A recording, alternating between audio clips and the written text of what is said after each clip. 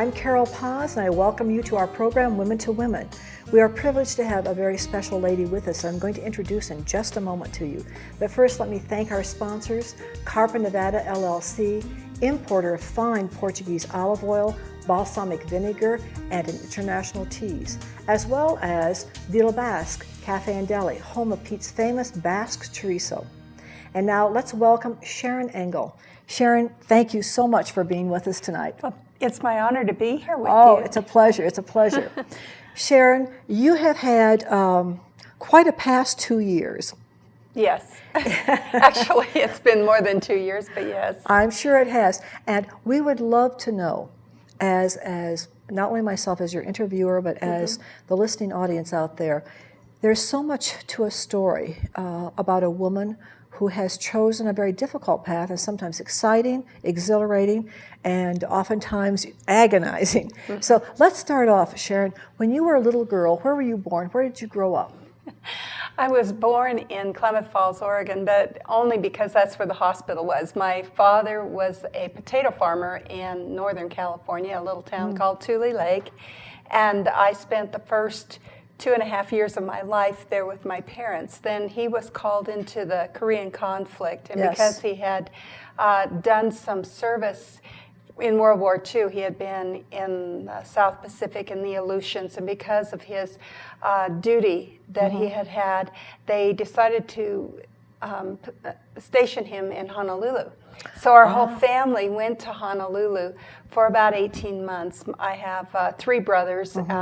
One was born in Klamath Falls, where I was born, and another was born there in Honolulu. Okay. After he was discharged, we didn't go back to the potato farm. Instead, he and my mother bought a small business in South Reno, a motel, the Atlas Motel. My third brother was born there in Reno, and I spent all of my growing up years there at that motel. Without a sister? Well, yes. I always wanted a sister. In fact, that's a kind of a funny story. I suppose when I was 5, my brother was born, and my mother called me from the hospital and said, "It's another boy." And I said, "Oh, don't bother to bring him home." I'd had it with the brothers already. But you know, Sharron, that could have been an essential part. I'm a lady of faith, and sometimes I believe, I actually do believe, God prepares us in many different ways for our future. Yes, so he with does. 3 brothers, he was toughening you up from the very beginning for what was going to be coming. Yes, that's true. And I think also it made me very independent because I had to be alone. My brothers didn't want to play dolls and dress-ups with me. And you were not a tomboy. And no, well, but just out of self-preservation, I learned to play baseball and basketball, and we had onion fights in the field behind our motel. The baby and the girl would be against the boys, and we'd pull up onions and throw them at each other. Fun. Those kinds of things. So out of pure self-preservation, you do those things if you don't want to be alone all of your growing up time. And of course, we didn't have neighborhood friends like most kids. We were pretty isolated during the summers, and so we grew up very dependent upon our core family. Now, are you close with your brothers today? I would imagine that you are. Yes, I am. Yes. Yes, I am. We're very close. In fact, my dad just had his 90th birthday, and he lives with my brother in San Diego. Oh, and special. Because there is a need there. He has Parkinson's, and so my brother, who lives in Maui, it comes part of the month, and then I go for about 10 days every month, and we just do respite care for my brother that lives there all the time. And that speaks very strongly of a core family, of caring for one another.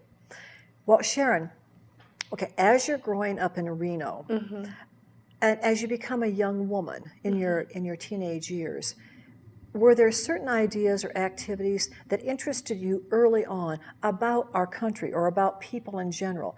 What I'm trying eventually to come to is, where did this love for politics come in? Well, so as a young woman, I'm going to surprise you, I think. All right, okay. I was never interested in politics growing up.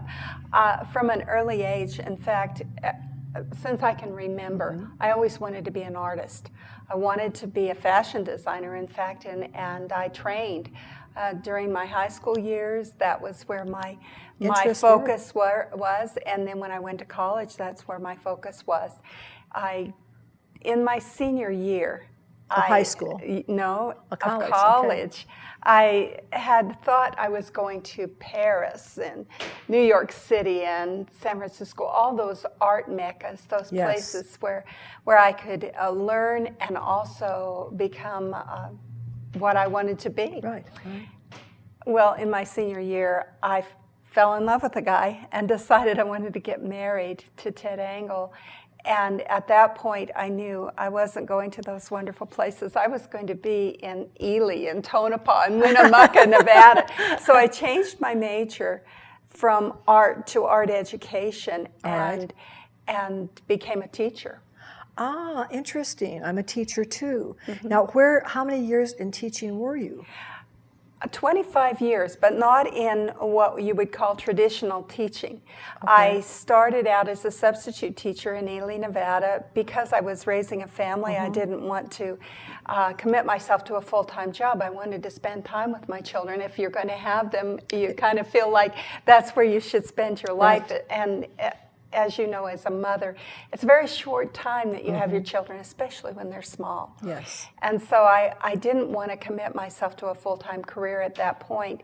So I did a lot of substitute teaching. And then when we moved to Winnemucca, Nevada, it became something that I could do part-time with the community college. So I taught art classes. In fact, I taught the prerequisite courses for the University of Nevada. There's a basic oil painting class. I taught that at the community college, and people were then able to transfer those credits right into UNR if they wanted to. And I did that for 5 years while I was raising my children. When my son was in kindergarten, the teacher told me that he would have to be held back a year. Basically, he failed kindergarten. And I didn't realize, that you could even fail kindergarten, but it was so traumatic for him. Oh. He really just didn't want to go to school anymore. He felt like he couldn't do this, and so I had a 5-year-old dropout is what I had.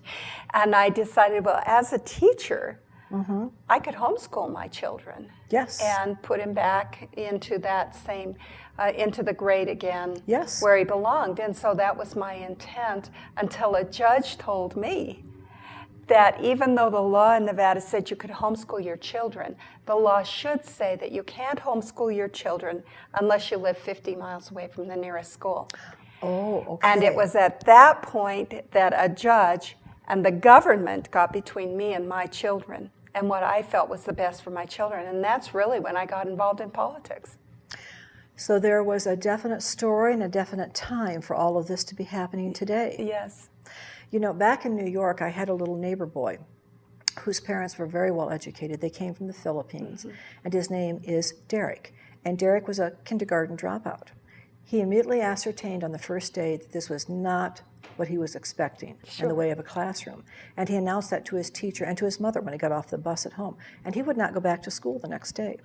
So to make a long story short, Derek got his wishes. Okay, he went with a teacher that he had an affinity for, and he just performed beautifully. Today, he is introducing his 7-year project. He's a filmmaker in Japan, produced, directed, and financed, and it's called Super Capitalists. And Derek just gave my son a phone call and said, it's been a long time from New York. Let's get together. He said, I graduated.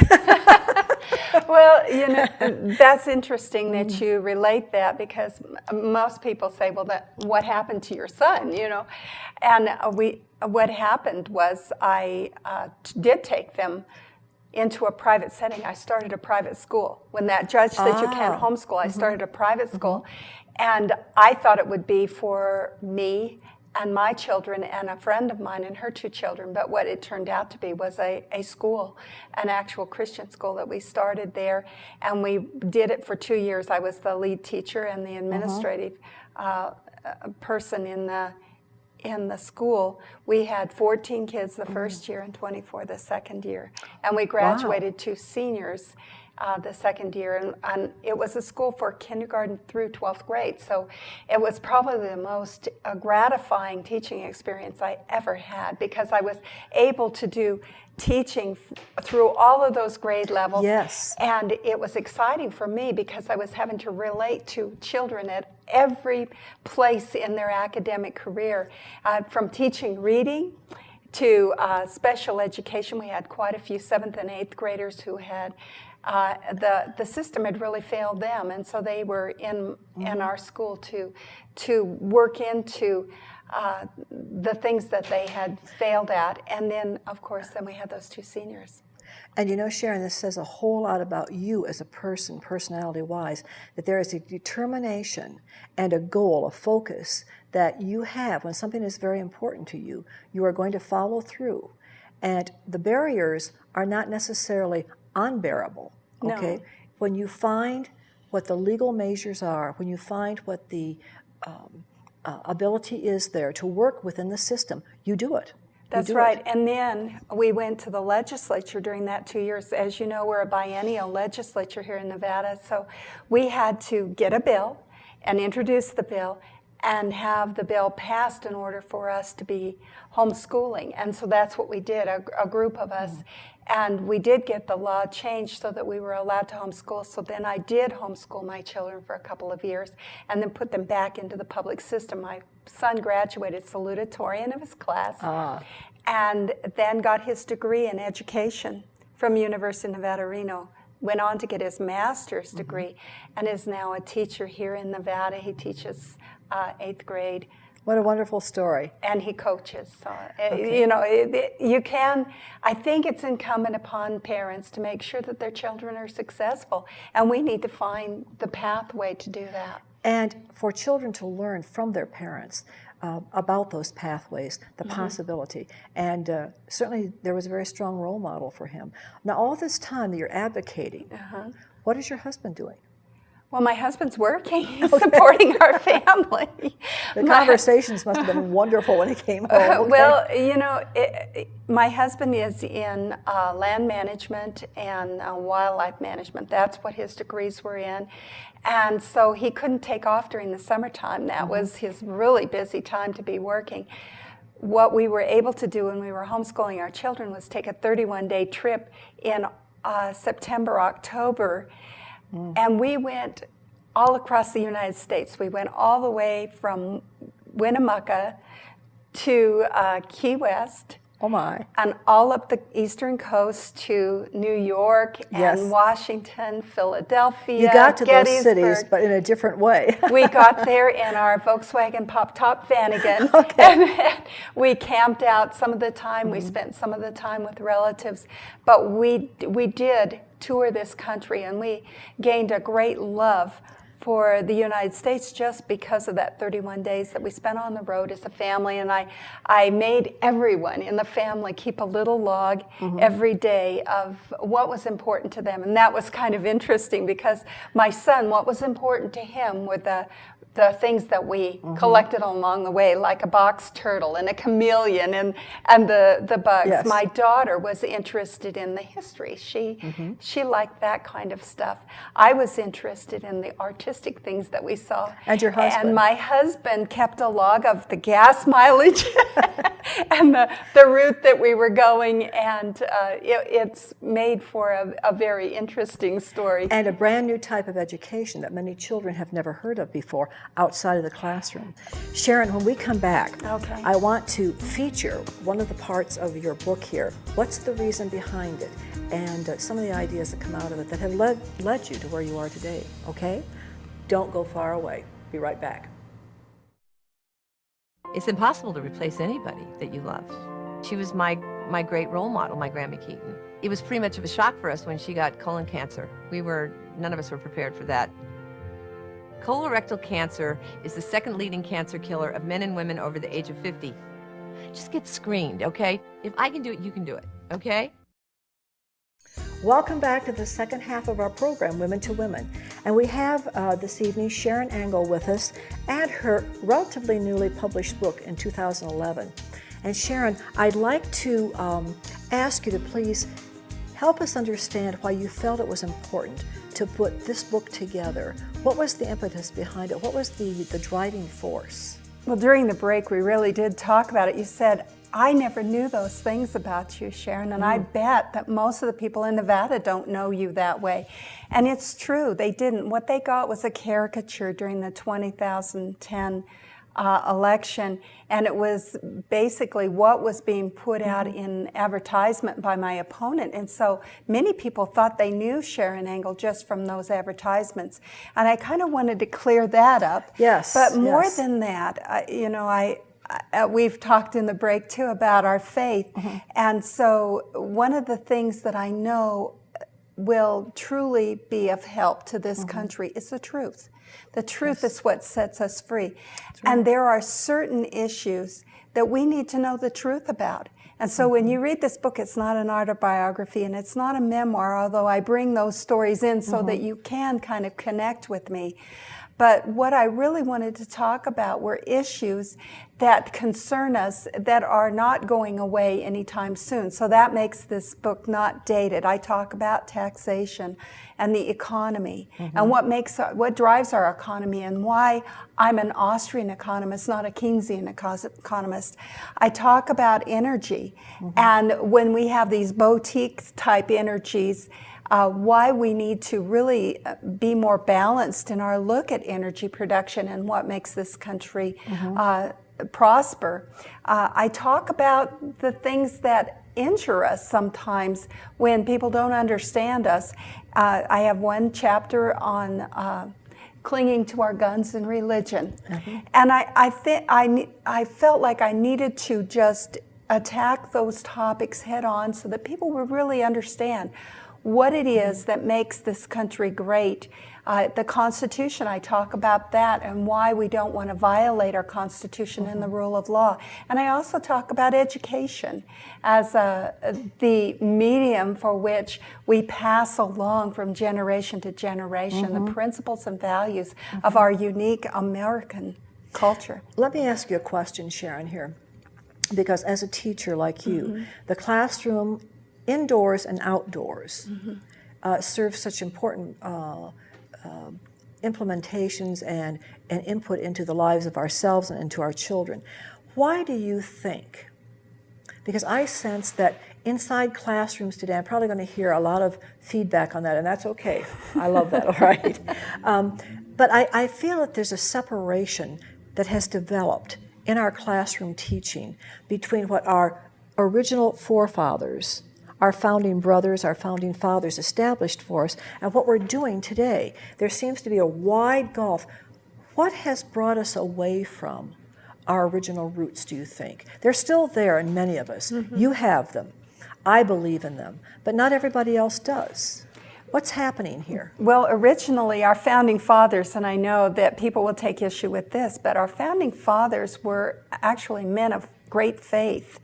And they wanted us to be educated enough to read the Bible. That was the whole intent of education, was to learn to read so they could read the Bible, because the Bible is the basis of our Judeo-Christian values and principles.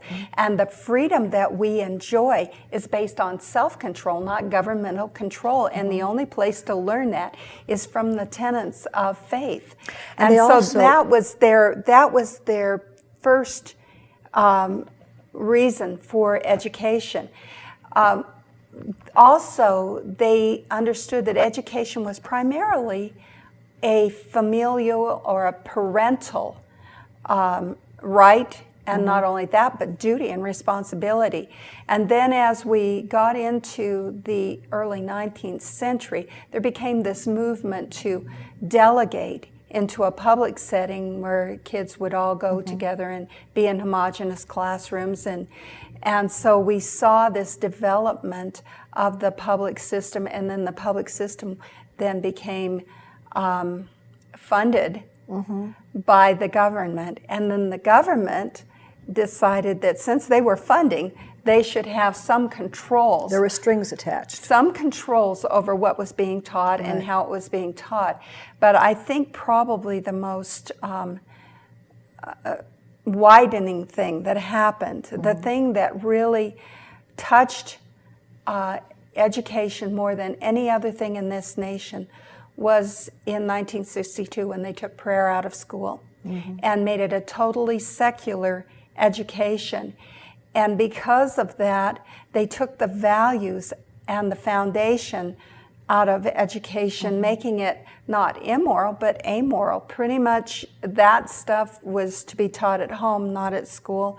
And we saw also along with that a movement from a whole another direction in reading. We went from our phonetic-based language skills, which they are, we know from science and scientifically researched reading, that the anomalies in reading, or those things that don't obey phonetic rules, are only about 5%. 95% of our language is phonetic, but when we went to a say or whole language, or you and I remember Dick, Jane, and Sally. Yes, very much. When we went to that, the reading levels began to gradually diminish. Yes, very much so. And because of that, we got away from reading to support critical thinking. And critical thinking is really basic, foundational to freedom and to the American culture. And I might add here, I totally agree with you on this. Our founding fathers had such a vast reading knowledge of other governments, Yes. other systems of well, I want to say government, but of how they worked with people, how they oversaw people. Well, that's and right. they began to think. And the Federalist Papers are just replete with those ideas. Yes, and so as we moved away from those critical readings and critical thinking skills and making evaluations and comparisons, I think you're right. We lost a lot of the ability to evaluate. Is this wise or is this unwise? Is this workable? Is this non-workable? Is this dangerous or is this safe? All of those questions that need to be debated and thought over carefully have kind of gone zoop. I think when we were in school too, at least I was on the edge of the debate teams. You had debate teams, and people were encouraged to be in speech classes and give speeches and do you had debate. to research before you debated. You did, and so it really fostered critical thinking, and Yes. I don't hear that much anymore in our school systems, encouraging children to do that kind of thing. Sharron, before our program closes, I definitely want to have our listening audience know, where are you headed these days and what are you involved with? I know that you've been working with voter fraud and situations. So will you help us understand exactly what is voter fraud and how are you tackling it? When I got through the 2010 election, I actually became a speaker that was very much in demand across the United States, and I've been on that speaking tour for the last 2 years. And I was being confronted with two questions. What are you going to do from here? But the second question was, did Harry Reid steal the election? And there is a belief in our country that our elections are no longer have the integrity that ensures or fosters freedom. In fact, many laughingly quote Stalin when he said, "It isn't so much who votes, but who counts the vote." And so we're really talking now about election integrity. I don't use the word fraud because it is a criminal term, and there is an accusation there, and I'm not accusing anyone. Okay. In fact, you'll find on page 122 that I do answer the question, did Harry Reid steal the election? And so I would encourage your viewers to go and get the book, which is available. Tonight. Okay. It's available at SharronEngle.com and OurVoicePact.org. Right. And I'll sign a copy and send it to you just like I signed yours, Carol. Thank you. But what we're doing now is looking into the anomalies, the things that happen in election that cause people to be jaded and cynical about whether their vote really does count. And we found some really disconcerting things just in the past few months. We know about 53,000 dead people that are on the voter registration rolls in Florida and may be voting. We have had incidences throughout the years where we know in New Jersey, 696